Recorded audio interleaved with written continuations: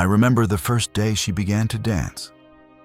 The air in Strasbourg was heavy, thick with heat and the smell of the river. Frau Trophäa stepped into the street and started moving. Slow at first, then faster, as if invisible strings pulled her limbs. We laughed. By the third day, we stopped laughing. Her feet were bleeding, her eyes were empty, and still she danced. Soon others joined her, the square filled with bodies twisting under the burning sun. No music, no joy, only terror. I began to wonder, had God cursed our city? This is what Strasbourg looked like in the year 1518 during the so-called Dancing Plague. Strasbourg in the early 16th century was a wealthy and strategically important free imperial city within the Holy Roman Empire. It stood along the Rhine River, serving as a commercial and cultural crossroads between Germanic and French territories. Stone houses leaned over narrow cobbled streets. Church towers dominated the skyline. Markets were loud with trade, yet beneath the surface prosperity, anxiety was growing. The years preceding the year 1518 had been harsh.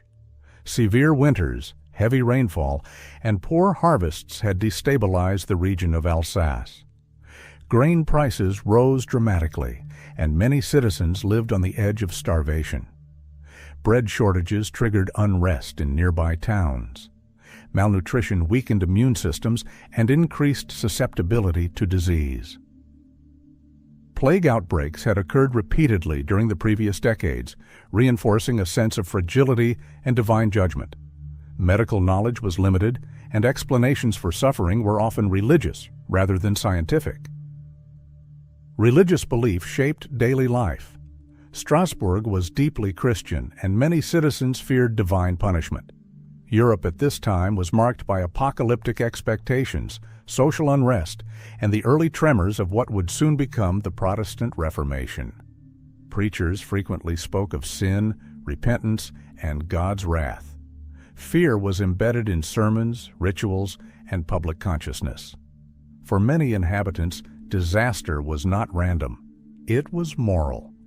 In July, the year 1518, according to municipal records, a woman identified as Frau Trophäa stepped into a street and began to dance. No music accompanied her. No festival was taking place. She reportedly danced for hours, then for days. Witnesses claim she did not stop even when exhausted. Her movements were described as relentless and involuntary. Some chroniclers noted that her husband attempted to restrain her, but she resisted and returned to the street. Within several days, others joined her. By the end of the first week, more than 30 individuals were dancing. City records from August indicate that the number may have reached nearly 400 participants at the height of the phenomenon. The spread appeared gradual at first, then accelerated as public attention intensified. The dancers did not appear joyful. Contemporary accounts describe faces contorted in pain, bodies trembling, feet bruised and bleeding from constant motion on stone streets. Many collapsed from exhaustion, only to rise again and continue moving. Observers reported cries for mercy and visible despair. Some victims were said to have begged for assistance while their bodies continued to convulse rhythmically. Deaths were recorded, although precise numbers remain debated among historians. Some sources suggest that, at the peak of the crisis, as many as a dozen people per day may have died from heart failure, stroke, dehydration, or sheer physical collapse. However, exact mortality figures cannot be confirmed with certainty due to the limitations of surviving documentation. It is clear, however, that authorities perceived the situation as life-threatening. The city council initially interpreted the condition through prevailing medical theory. Physicians believed the illness was caused by overheated blood. According to humoral medicine, balance within the body's fluids determined health. Excess heat, they believed, required release through movement. The solution they proposed was not suppression, but continuation. Authorities constructed a wooden platform in the marketplace. Musicians were hired to provide rhythm. Professional dancers were reportedly brought in to keep the afflicted moving. Financial records indicate municipal funds were allocated for these measures. The logic was simple. If the sufferers danced long enough, the illness would burn itself out. Instead, the opposite occurred. The public staging of the event may have intensified the outbreak. Spectacle replaced confusion. Crowds gathered to watch. More citizens began to join. Whether driven by psychological suggestion, religious fear, social contagion, or the authority of physicians endorsing the activity, participation expanded. By late August, officials abandoned the encouragement strategy. The crisis had become unmanageable. The council reversed its decision and banned music and dancing in the city. Instead, they organized transport for the afflicted to a shrine dedicated to Saint Vitus, located in the Vosges Mountains. Saint Vitus was associated in medieval belief with neurological disorders and involuntary movement. The term Saint Vitus dance had long been used to describe convulsive conditions, including what modern medicine identifies as chorea. Pilgrimage, prayer, and ritual were considered legitimate medical responses in early 16th century Europe. At the shrine, priests conducted ceremonies. The dancers were reportedly given red shoes that had been blessed and marked with holy symbols. Holy masses were performed. Intercession was sought through structured liturgical practice. Over time, the number of active dancers declined. Whether due to ritual intervention, exhaustion, psychological resolution, or the natural dissipation of collective stress, the epidemic gradually subsided. Modern historians and medical scholars analyze the event primarily as a case of mass psychogenic illness, also known as mass sociogenic illness. This phenomenon occurs when extreme psychological stress manifests physically across a group without an identifiable organic cause. Symptoms can spread socially through observation, expectation, and shared belief systems. The social context of the year 1518 strongly supports this interpretation.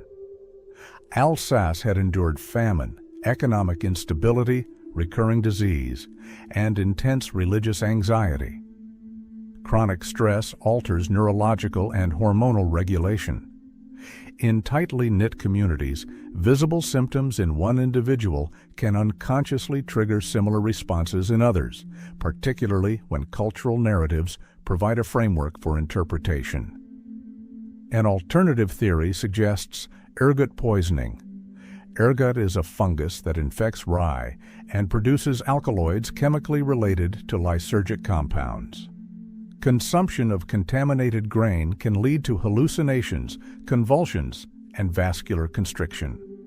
However, ergotism typically results in painful seizures, gangrene, and cognitive impairment, not coordinated, sustained dancing over extended periods. For this reason, most researchers consider ergot poisoning an insufficient explanation for the Strasbourg event. It is also important to note that dancing manias were not entirely unique to the year 1518. Similar outbreaks were documented in regions of the Holy Roman Empire, the Low Countries, and parts of France during the 14th and 15th centuries. These episodes often coincided with famine, plague, or social upheaval. The Strasbourg incident remains the most thoroughly recorded and administratively documented example. The dancing plague of the year 1518 illustrates the interaction between environment, belief, medical theory, and collective psychology in pre-modern Europe. It reveals how communities under sustained stress can produce coordinated physical responses without biological contagion. By early autumn, the phenomenon had largely disappeared from official records. Civic administration returned to routine governance. Commercial activity resumed. No structural changes were implemented in medical theory as a result of the outbreak. The event persisted primarily in written accounts, municipal archives, and later historical analysis. Today, it is studied as a documented case of collective behavioral disturbance rather than a conventional epidemic. The Strasbourg outbreak of the year 1518 remains a reference point in discussions of psychosomatic illness, social contagion, and the limits of early modern medical understanding. If you enjoyed this video, leave a like and a comment. Subscribe for more true stories from history. Your support helps this channel grow.